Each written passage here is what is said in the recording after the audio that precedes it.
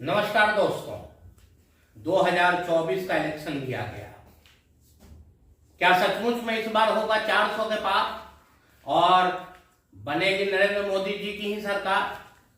आज से हम लोग इसी सब बिंदुओं पे चर्चा शुरू करने वाले हैं कि क्या सचमुच में मोदी जी को तीसरी बार भी मौका मिलना चाहिए या नहीं मिलना चाहिए। आइए फिर शुरू करते कुछ ऐसे बिंदु पे जिस बिंदु को सोचने और समझने के बाद ही हमें अपना निर्णय देना चाहिए। दोस्तों, निर्णय लेने में हड़बड़ी की कहीं कोई जरूरत नहीं है। देश का शासक किसको होना चाहिए, देश की सत्ता किसको हमें देनी चाहिए? उस शासक को, उस प्रधानमंत्री को जो मजबूत हो, जो मजबूती से अपने शासन की धमक चला रहा हो। पहला बिंदु। दूसरा, हमें अपने देश के सत्ता की बागडोर ऐसे व्यक्ति के हाथ में देनी चाहिए जो अंतर्राष्ट्रीय मंच पे हमारे देश के सम्मान को बढ़ाता हो, जिसके पहुंच जाने के बाद पूरा अंतर्राष्ट्रीय मंच इस देश के सम्मान के लिए खड़ा हो जाता हो। तीसरी बात, एक ऐसा व्यक्ति जिसने कुछ ऐसे निर्णय लिए हों जो बहुत दिनों से, जिस निर्णय की प्रतीक्षा पूरा देश कर रहा था, जिसमें मैं एक दो उदाहरण मैं आपको दे रहा हूं। जैसे धारा 370 की जरूरत नहीं थी इस देश में, लेकिन पता नहीं क्यों सत्ता पाने के लिए या सत्ता के लोभ में कुछ लोगों ने इसे देश के ऊपर थोप दिया था और आने वाले समय में किसी भी प्रधानमंत्री में इतनी ताकत नहीं थी कि वह उसे हटा सके। इसलिए हमें सत्ता ऐसे व्यक्ति के हाथ में देना है जो इन सभी निर्णय को करने में कहीं से उसे संकोच की कोई भावना नहीं हो, उसे डर नहीं हो। और अगला बिंदु जिसको हमको बराबर ध्यान देना चाहिए कि हम सिर्फ किसी को सत्ता नहीं सौंपते हैं दोस्तों, हम अपना भविष्य भी उसके हाथों में दे देते हैं। न सिर्फ अपना बल्कि अपने बच्चों का, इस देश का भविष्य भी हम उस व्यक्ति के हाथ में सौंपते हैं। इसलिए निर्णय लेने में भावना की जरूरत नहीं है, निर्णय लेने में हकीकत के धरातल पे सोचने की जरूरत है।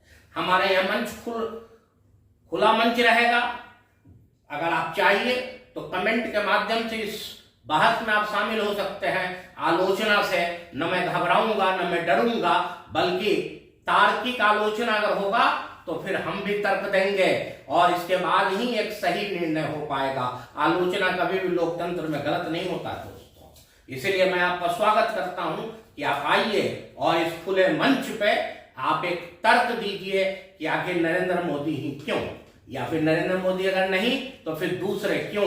क्योंकि अभी के समय में जितनी भी विपक्षी एकता की बात कर रहे हैं, आपको उनकी स्थिति का भी आकलन करना पड़ेगा कि क्या उनमें से किसी के पास यह ताकत है कि वह इस देश में एक सुदृढ़, एक स्थिर और एक मजबूत सरकार दे सके। इन्हीं सब बातों पे हम लोग अगले संस्करण में अपनी चर्चा को शुरुआत करेंगे 2014 से और नरेंद्र मोदी जी के किए गए कामों की आकलन करेंगे ईमानदारी से। सबसे बड़ी बात है ईमानदारी से करेंगे ताकि हमें, आपको, हम सबों को निर्णय लेने में एक सहूलियत हो सके।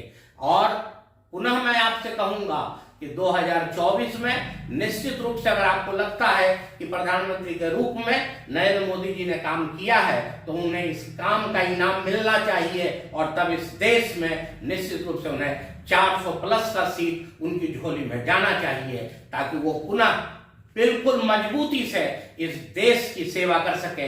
अगर आपको ऐसा लगता है कि नरेंद्र मोदी जी फेल हो गए हैं तो आपको इस बात को भी बोलना चाहिए खुलकर। लेकिन अगर आपको लगता है कि नहीं, नरेंद्र मोदी जी ने अच्छा काम किया है, तो चौक पे, चौराहे पे, गांवों में, खलिहानों में हमें इस बात की चर्चा करनी चाहिए ताकि हम एक स्थिर सरकार दे सके।